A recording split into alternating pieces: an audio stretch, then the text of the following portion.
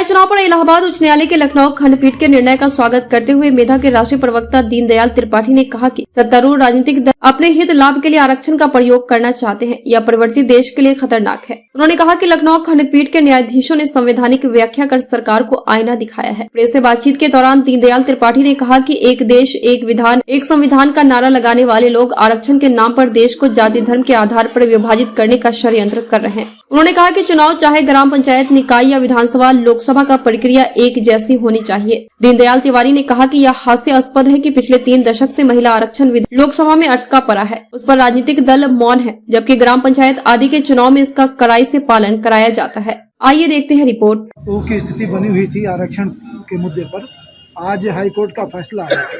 क्या कहना चाहते हैं, कितना संतुष्ट हैं इस फैसले से? देखिए, माननीय उच्च न्यायालय का फैसला सराहनीय है, लेकिन इस फैसले के साथ आरक्षण पर स्थानीय निकायों को चुनाव पर आरक्षण और त्रिस्तरीय पंचायत के जितने भी पद हैं, एकल पद पर आरक्षण नहीं होना चाहिए।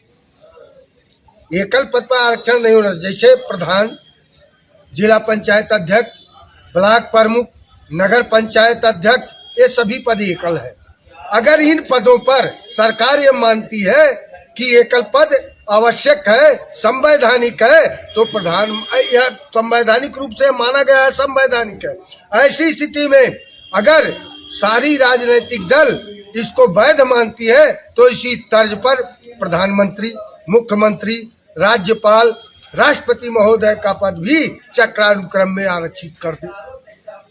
ऐसी व्यवस्था माननीय सुप्रीम कोर्ट ने भी ओबीसी का आरक्षण पर जो विसंगति, जो न्यायाधीश फैसला दिया, वो सराहनीय है, लेकिन वह सराहनीय फैसले को सरकार ने, माननीय सुप्रीम कोर्ट ने SC/ST एक्ट पर फैसला दिया था।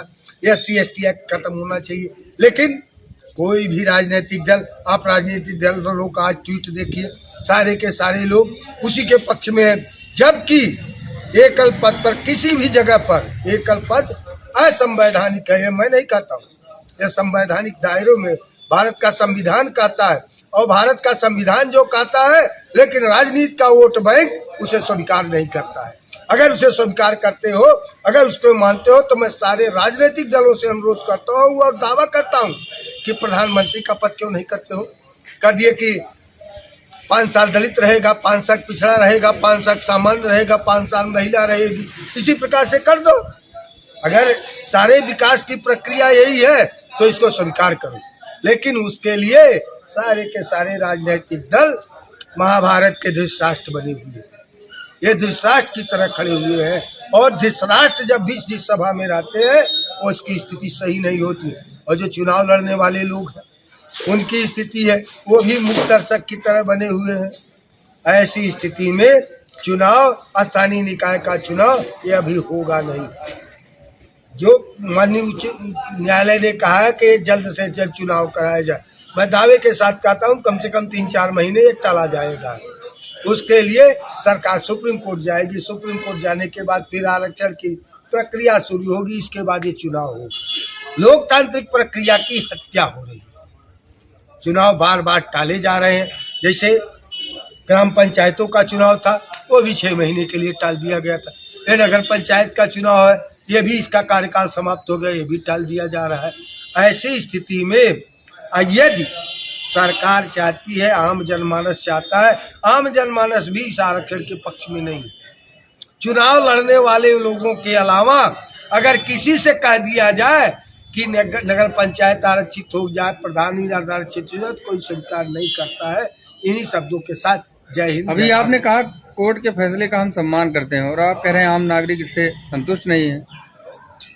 कोर्ट के फैसले, हम आम आदमी संतुष्ट नहीं, कोर्ट के फैसले से संतुष्ट है, इस आरक्षण से असंतुष्ट है। आप चुनाव लड़ने वाले हैं कि आम आदमी?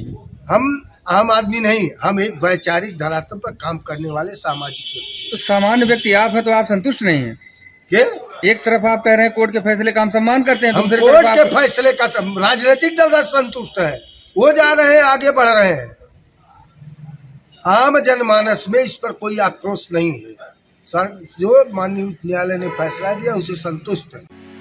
बेबाक खबरों के लिए हमारे YouTube चैनल को सब्सक्राइब करें, देश प्रदेश एवं स्थानीय खबरों के लिए हमारे वेबसाइट www.bntlive.com पर लॉगिन करें। साथ ही Facebook, Twitter, Telegram, Instagram, LinkedIn पर भी फॉलो कर सकते हैं। धन्यवाद।